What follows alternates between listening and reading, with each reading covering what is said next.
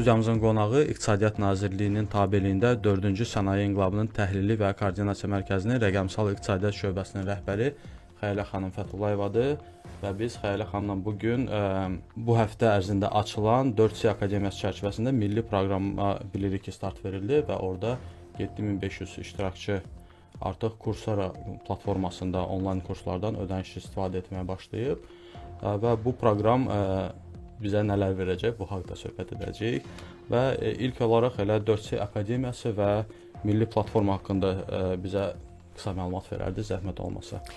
Salam, hər vaxtınız xeyir olsun. Hər kəsi, izləyiciləri salamlayıram. Dəvət üçün təşəkkür edirəm ilk öncə. Bəli, düzgün vurğuladınız. 4C Akademiyası çərçivəsində milli proqram layihəsi ölkədə start veribdi. Bu layihə qeyd edeyim ki, İqtisadiyyat Nazirliyində 4CİM-in və eyni zamanda Təhsil Nazirliyində Təhsil İnkişaf Fondunun birgə bir layihəsidir.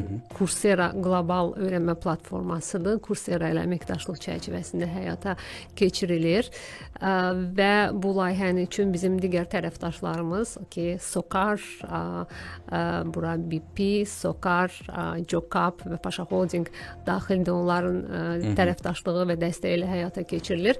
4C Akademiyası ümumiyyətlə 4CİM-in insan kapitalının inkişafı sahəsində olan bütün fəaliyyətlərini əhatə edir ki, biz bir çox şirkətlərlə, onlardan biri Courseradır, Binance-dır, Google şirkətidir və s. texnoloji şirkətlərlə əməkdaşlıq edirik və onların bütün layihələr 4C Akademiyası çərçivəsində birləşir. Milli proqram da onlardan biridir və ən böyüyüdür deyərdim və biz milli proqram layihəsi çərçivəsində vətəndaşlarımızın rəqəmsal iqtisadiyyata keçidinin sürətləndirilməsi, onların bilik və bacarıqlarının inkişaf etdirilməsi, rəqəmsal cəmiyyətin formalaşdırılması üçün töhfə vermək üçün bu layihə həyata keçirilir və layihə çərçivəsində biz Coursera platformasında olan bütün kursları vətəndaşlarımıza açırıq. Bura 8000-dən çox. 8000 kurs, bəli. Bəli, əslində orada kurslar daha çoxdur. Fərq qədər böyük rəqəmdir, 8000 kurs. Yəni bu kurslar hansı bacarıq sahələrinə əhatə edilmək üçün? Bəli, 8000-dən çox ana kursdur. Əslində kurs sayı daha çoxdur. Bu kurslar demək olar ki, bütün sahələr. Yəni və hər bir vətəndaş özünə uyğun orada istiqamətdə kurslar tapacaqdır. Yəni bildiyimiz bütün texnoloji sahələrdə, eyni zamanda uşaq bacarıqlarının idarə olunması. Texnoloji sahələr dedikdə bura süni intellektdən tutmuş, data analitikası tutmuş, data elmi, kiber təhlükəsizlik və yüzlərlə texnoloji sahəni öyrənmək istəyən hər kəs üçün eyni zamanda yumşaq bacarıqlar, liderlik, menecment, layihələrin idarə olunmasından tutmuş bütün istiqamətlərdə hüquq, tibb, yaradıcı sənayələr, yəni ağlınıza gəlməyəcək bütün istiqamətlərdə burada kurslar mövcuddur və hər kəs əminəm ki, burada öz bilik bacarığını inkişaf etdirmək üçün uyğun kurs tapacaqdır. Və layihə tamamilə ödənişsiz şəkildə vətəndaşlar üçün həyata keçirilir və bu əslində hər kəs üçün bir imkandır ki, əmək bazarında rəqabət qabiliyyətli qalmaq üçün və yeni fürsətlər öz karyerasında açmaq üçün biliklərini inkişaf etdirsinlər. Bəs necə müraciət etmək lazımdır bura? Müraciət biz layihə çərçivəsində 9 kohort olacaqdır. Kohort dediyimiz bir qrup kimi nəzərdə tutulur. Sadəcə bizdə daha böyükdür. Yəni məsələn birinci kohortumuzda 7500 nəfər təhsil almağa başladı və biz ilk kohortumuzun qeydiyyatını artıq başladıq və bitirdik. 7500 nəfər təhsil alır. 75-dən yekunlaşırdı. Xeyr, bizim hər növbəti kohortumuz başlayacaq, ikinci kohortumuz və aprelin 10-undan sonra qeydiyyat açılacaq. Mən bütün izləyiciləri aktiv şəkildə 4CİM-in sosial dinləyicilərimiz də həmçinin aktiv şəkildə 4CİM-in sosial şəbəkələrini və rəsmi veb səhifəsini izləməyi tövsiyə edirəm. Açıq olunan ki, bütün kütləvi informasiya vasitəsində elan olunur. Çox sadədir şərtlər. Yəni qeydiyyatdan keçirsiniz, məlumatları təqdim edirsiniz və bir müddətdən sonra sizin e-maillarınıza kommunikasiya olunur. Lisenziyanızı hansı tarixdə alacaqsınız və həmin tarixdə də sizə lisenziyanız təqdim olunur e-mail üzərindən. Hansı bir yaş həddi varmı? Əslində birinci kohortda yaş həddi olmadı. Hazırda yoxdur, 75 nəfər arasında yaş həddi yoxdur.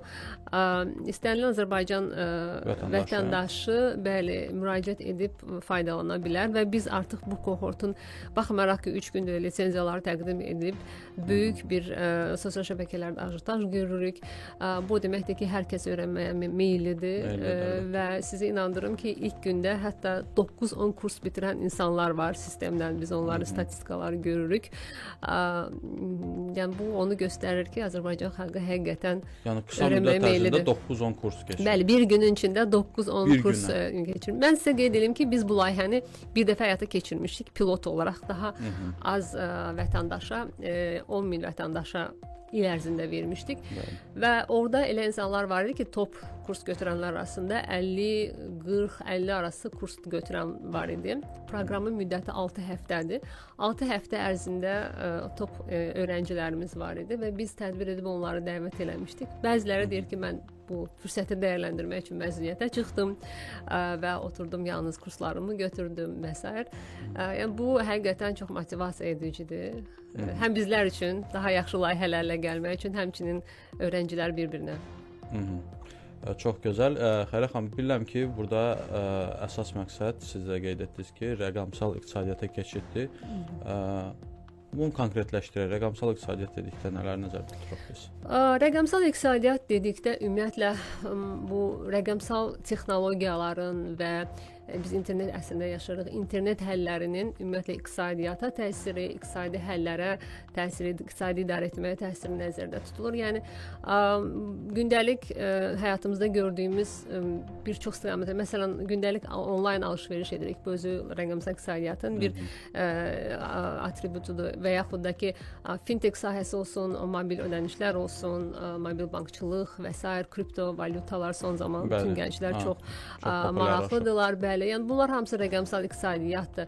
Ümumiyyətlə internet əsaslı həllər, süni intellektlə bağlı son dövrlər çoxlu həllər var. Bunların hamısı rəqəmsal iqtisadiyyatdır.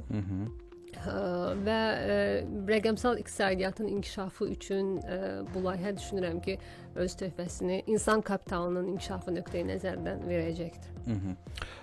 Belə bir hesabat var, Dünya İqtisadi Forumunun Future of Jobs hesabatı və o göstərir ki, gələcəyin peşələri sürətlə dəyişir. Bu hesabata necə uyğunlaşırsınız?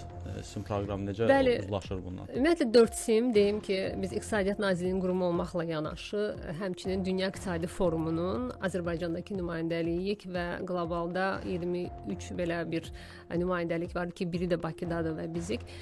Dünya İqtisadi Forumu hər il Gələcəyin Peşələri adlı belə deyək, report, hesabat buraxır.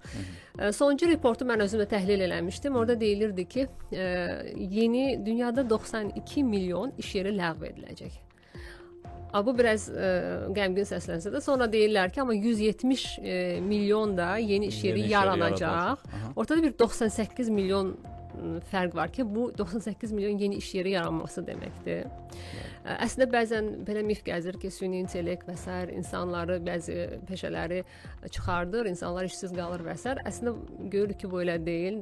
Əksinə daha çox iş yeri yaranır. Sadəcə o insanlar əmək bazarında rəqabət qabiliyyətlidir və iş tapmaqda çətinlik çəkmir ki, texnoloji sahələri, məsələn, süni intellektin özünü gündəlik həyatında, işində tətbiq edə bilsin. Yəni texnoloji savadlılıq, rəqəmsal savadlılıq çox önəmlidir və həmçinin reportda bildirilir ki, gələcək peşələr, ən çox lazımlı peşələr hansı olacaqdır? Təbii ki, bunu hamımız təxmin edə bilərdik. Süni intellektdir, kiber təhlükəsizlikdir, data analitikasıdır.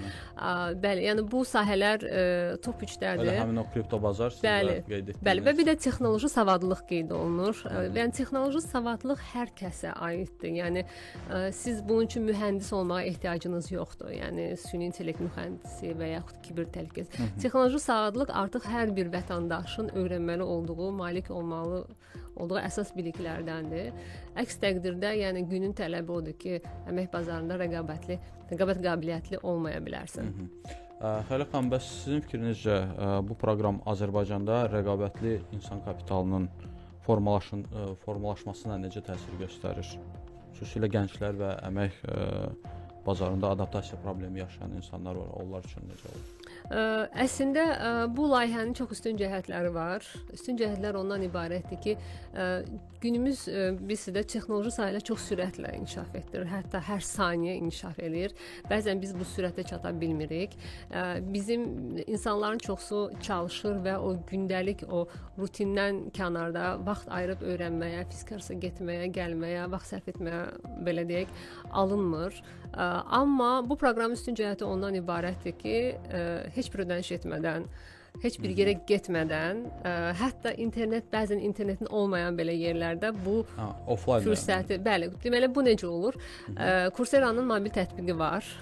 Bəlkə bir çox istifadəçilərimiz heç bilmir bunu, amma mobil tətbiqi var. Onu telefonunuza yüklüyorsunuz və internet olan yerdə istədiyiniz kursla yüklüyorsunuz telefonunuza.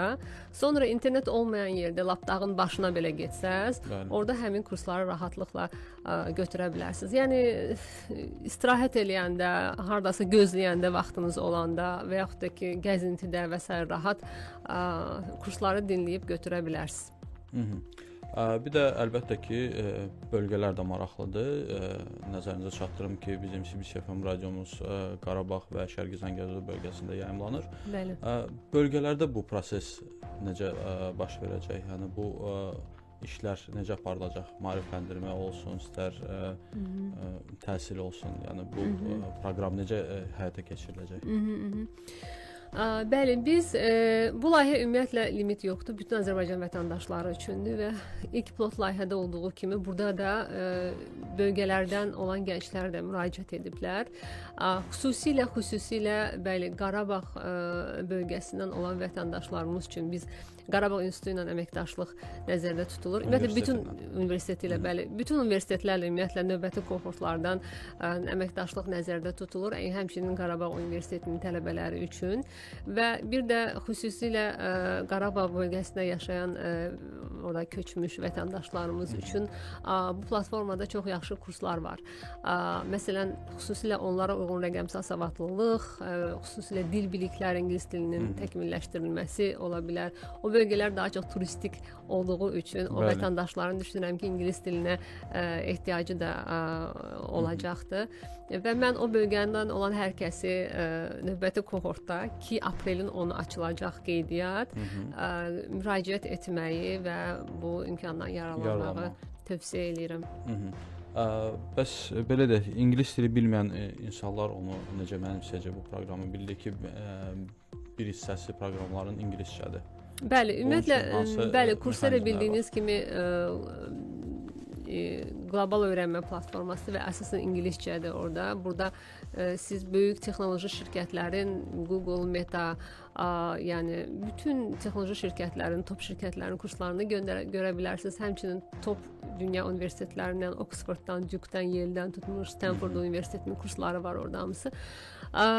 Bu kurslar adətən ingilis dilindədir. Amma biz Coursera ilə əməkdaşlıq çərçivəsində bu layihə üçün 2500 kursu Azərbaycan dilinə subtitrla tərcümə etmişik. Yəni bu deməkdir ki, kurs orada gedəndə siz də aşağıda Azərbaycanca onun subtitrını görə biləcəksiniz. Bu əslində imkandır o insanlar, çünki onların ingilis dili zəifdir və təkmilləşmə ehtiyacı var. Dəstək olacaq Azərbaycan dilində subtitr onlara. 2500 top kurs, ən çox istifadə olunan kurslar tərcümə olunubdur. Bəs 4C Akademiyası çərçivəsində daha hansı təşəbbüslər həyata keçirilir? Bəli, ümumiyyətlə 4C Akademiyası çərçivəsində bir çox layihələr var. Biz məsələn birini də misal olaraq deyim ki, Binance şirkəti var, blockchain texnologiyaları və kriptovalyuta bəli. Azərbaycanda mən sizə deyim ki, kriptovalyuta sahəsində fəaliyyət göstərən, yəni insanların 40% Binance istifadə edir. Binance-la əməkdaşlıq çərçivəsində biz aprelin sonu 25, 26, 27-si son həftəsinin son günləri biz Binance-la yenə də ödənişsiz əsasla vətəndaşlar üçün təlimlər verəcəyik. Blockchain texnologiyalarının fundamental əsasları. Bəli. 3 günlük təlim olacaq, infosessiya olacaq. Binance-ın öz nümayəndəsi tərəfindən tədris olunacaqdır. Onu da yəqin ki, yaxın günlərdə, növbəti həftədən Open Call açıq qeydiyyat üzərindən kütləvi informasiya vasitələrində və sosial şəbəkələrdə elan olunacaqdır. Ona görə dinləyicilərimizə və izləyicilərimizə deyirəm ki, qulaqları 4 səhifələrində olsun, gözləri izləsinlər. Çox gözəl, əslində çox gözəl təşəbbüsdür. Növbəti sualımıza keçək. Necə qiymətləndirəcəksiniz? Yəni bu hansı bir metrik, bir ölçü bir varmı, hansından ki siz dəyərləndirəcəksiniz ki, yəni bu layihənin uğuru nə dərəcədədir? Bəli, bəli. Mən bayaq qeyd elədim ki, biz bu layihəni pilot olaraq bir dəfə həyata keçirmişik ötən il və həmin layihə çox böyük səsə səbəb oldu, yaxşı mənada uğur qazandı. Hətta Las Vegas şəhərində ötən il üstün nailiyyətlər mükafatı adlı tədbir var idi və bütün qlobal dünyadan olan layihələr burada təmsil olunurdu və bizim bu layihəmiz orada süni intellekt mükafatı əldə elədi və 190-a yaxın layihə arasından qalib oldu və bunun bir çox səbəbləri var idi təbii ki. Bu insanlara əlçatanlıq, inklüzivliyin təmin olunması, süni intellektin tətbiqi və s. və s. görə bu mükafatı aldı. Və təbii ki, bizim üçün çox önəmlidir ki, layihənin insanların həyatına təsirinin ölçülməsi. Biz bunun üçün nəzərdə tutmuşuq Coursera ilə birgə işləyərək layihənin bir neçə kohortundan sonra bu kursları götürən insanlar üçün belə deyək, sorğu üzərindən layihənin onlara təsirini, həyatına təsirini ölçək, xüsusilə də karyerasına. Ola bilər ki, kimsə bir müddət sonra özünü təkmilləşdirəndən sonra yeni bir işə daxil olubdur. Kimsə ola bilər ki, işində ümumiyyətlə tamam başqa bir istiqamətə. Məsələn, keçən layihədə bizim o qədər insan var ki, data analitikasına keçid eləmişdi. Tamam fərqli istiqamətdən gəlib data analitik olmuşdular və bütün kursları oradan götürmüşdülər Coursera platforması üzərindən. Yəni bu insanların həyatında əslində dəyişiklik bu kimi o eşidəndə həqiqətən çox motivasiya eləyir. Bu il də bu təsir ölçüləcəkdir, bəli. Özəl sektorla əməkdaşlıq haqqında da danışaq. Ümumiyyətcə, özəl sektordan əməkdaşlıq varmı? Özəl sektor necə faydalana bilər bu proqramdan, yaxud da hansı dəstək verə bilər?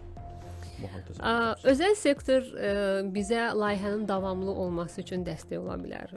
Ki, hazırda bizim özəl sektordan bayaq adını sadaladığımız qurumlar dəstək veribdir bu layihənin həyata keçirilməsinə və həmçinin layihə bütün hər kəs üçün açıqdır və özəl sektorun belə deyək, orada çalışan əməkdaşlar da layihədən müraciət edirlər, faydalanırlar. Bəzən olur ki, bir qurumun kifayət qədər əməkdaşı, fərqi yoxdur, dövlət və ya özəl. Bizim üçün hər kəs günün sonunda Azərbaycan vətəndaşıdır. Layihədən faydalanır və özəl sektor üçün xüsusilə maraqlı olacaq bir istiqaməti bildirmək istəyirəm ki, layihə çərçivəsində Hiring Solutions adlı aləti Coursera sağ olsun Azərbaycan üçün açır və qlobalda Azərbaycan 3-cü, Hindistandan sonra 3-cü ölkə olacaq ki, bunu tətbiq edəcək. Hiring Solutions nə deməkdir? Yəni işə götürənlər, özəl olsun, dövlət olsun və fərq etməz, insan resursları mütəxəssisləri öz şirkətlərinin profilini yaradırlar Coursera platformasında və tutaq ki, siz insan resursları mütəxəssisiniz və sizə kiber təhlükəsizlik mütəxəssisləri lazımdır. Hansı ki, tapılmır, bilirik hamımız. Və siz açar söz yazacaqsınız, CyberSec mütəxəssis və Coursera platformasında Azərbaycan üzrə təhsil götürmüş və bütün istifadəçilərin profillərini görə biləcəksiniz. Hətta onlar hansı kursları götürüblər, sertifikatlarına belə deyək, çıxışınız olacaq və bəyəndiyiniz istifadəçini, namizədi dəvət eləyə bilərsiniz intervyu. Yəni işə götürənlər, iş axtaranlarla işə götürənlərini bir arada platformada birləşdirəcəkdir. Aha. Və Xəyrə xanım, sonuncu sualım daha çox bu bir ricadır ki, bir dinləyicilərimiz üçün səslənəsiniz ki, yəni onlar bu proqramdan istifadə etmək üçün nələrə diqqət yetirməlidir? Qeyd etdiyim kimi ilk olaraq tez-tez izləsinlər. Hər növbəti kohort üçün yəqin ki biz açıq elan eləyəcəyik. İkinci kohortumuz üçün də aprelin 10-dan sonra qeydiyyat açıq olacaq. Hardasa 2-3 həftə boyunca qeydiyyat açılır. Aktiv şəkildə izləsinlər, maillərini yoxlasınlar. LinkedIn-də, sosial şəbəkələrdə çoxlu paylaşımlar var. İnsanlar çox böyük həvəslə kurs götürür, bizi təq eləyirlər, yəni qeyd eləyirlər layihənin adını. Bu çox həvəsləndiricidir və mən hər kəsə motivasiya olsun deyirəm. Burada rəqəmsal nişan adlı, belə deyək, sizin CV-niz üçün çox faydalı olacaq bir sertifikat növü var. Rəqəmsal nişan odur ki, məsələn, siz hansısa bir sahəni öyrənirsiniz, orada bir yox, sizə orada verilən bir neçə kurs, 2-3 kursu götürürsüz və siz daha o sahədə dərin biliklərə malik bir professional kimi formalaşırsınız və bunu öz CV-nizdə, LinkedIn hesabınızda, professional hesablarınızda göstərə bilərsiniz. Eyni zamanda, yəni axtarış bölməsindən istənilən sayda, istənilən qədər limitsiz 6 həftə boyunca nə qədər bacarırsınız, o qədər kurs götürə bilərsiniz. Bir də yenilik var, onu da deyim. Kursiyananın həyatında da ilk dəfə idi. Onlar süni intellekt əsaslı koç. Məşqçi. Bəli, koç var platformada və siz istənilən sualınızı bu karyera koçunu, təhsil koçunuz kimi onu görə bilərsiniz. Məsələn, siz data analitik olmaq istəyirsiniz, sahənizi dəyişmək istəyirsiniz, amma bilmirsiniz nədən başlayasınız, hansı kurs, hansı şirkətin və s. Siz özünüz haqqınızda məlumat verirsiniz, o başlayır sizə izah etməyə, nədən başlamalısınız, hansı etaplar, hansı kursları birinci götürməlisiniz və s. Bu da düşünürəm ki, məsləhət verir və həmin məsləhətdən faydalanmaq olar. Bəli. Xəyilə xanım, çox sağ olun, təşəkkür edirəm ətraflı Siz sağ olun, təşəkkür edirəm vətəndaşları maarifləndirdiyiniz üçün və bu cür imkanlar haqqında onlara məlumat verdiyiniz üçün. Ola bilsin elə biz özümüz də faydalandıq bu imkanlardan. Mütləq. Təşəkkür edirəm sizə. Xatırladım ki, studiyamızın qonağı İqtisadiyyat Nazirliyinin tabeliyində 4-cü Sənaye İnqilabının Təhlili və Koordinasiya Mərkəzinin Rəqəmsal İqtisadiyyat Şöbəsinin rəhbəri Xəyilə Fətullayeva idi.